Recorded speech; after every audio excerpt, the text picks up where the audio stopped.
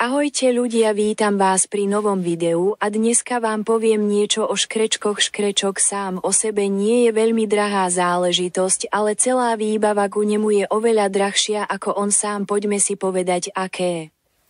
Druhý klietky sú pre škrečka najvhodnejšie. Škrečok džungársky by mal mať klietku, ktorá má na dĺžku aspoň 55 cm. Škrečok sýrsky, keďže je väčší, potrebujem mať klietku s dĺžkou aspoň 70 cm a na šírku aspoň takých 45 cm.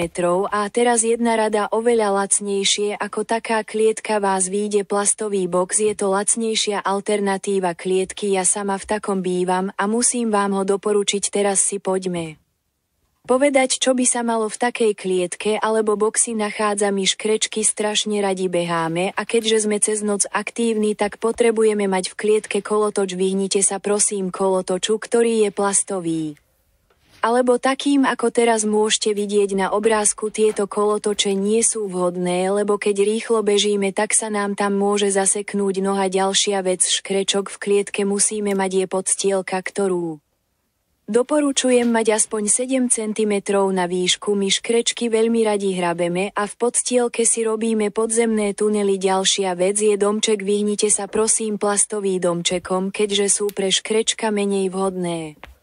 Radšej zvoľte drevený domček. Ako ste si mohli všimnúť, aj ja vo svojej klietke nemám nič plastové. Tiež by v klietke nemala chýbať miska s pieskom. Pre činčily sýrsky škrečky to používajú ako WC a džungársky sa v tom tak váľajú a hrabu. Tiež nezabudnite na preliezačky, keďže sme v noci aktívni a veľmi radi beháme. A keď sa vrátim k tým domčekom, tak dajte do klietky aspoň 2. Tiež môžete dať do klietky rúrku od toaletného papiera, ktorá tiež slúži ako preliezačka. Tiež nezabudnite na misku alebo na napájačku. To, čo vám bude na vodu lepšie, to už si odsledujte. Nám lepšie vyhovuje miska s vodou. A teraz prejdime ku strave škrečka. Škrečok by mal mať pestrý jedálniček a kvalitnú stravu. My používame napríklad krmivo zo Super Zoo od značky Natureland, ale tiež vám môžem doporučiť aj značku Versela, Laga alebo tiež Puer, ale to už si musíte vy odsledovať, čo vášmu škrečkovi chutí viac. Vyhnite sa prosím lacným zmeškám z obchodu pre zvieratá. Častokrát pre škrečka nie sú vhodné a tiež sa vyhnite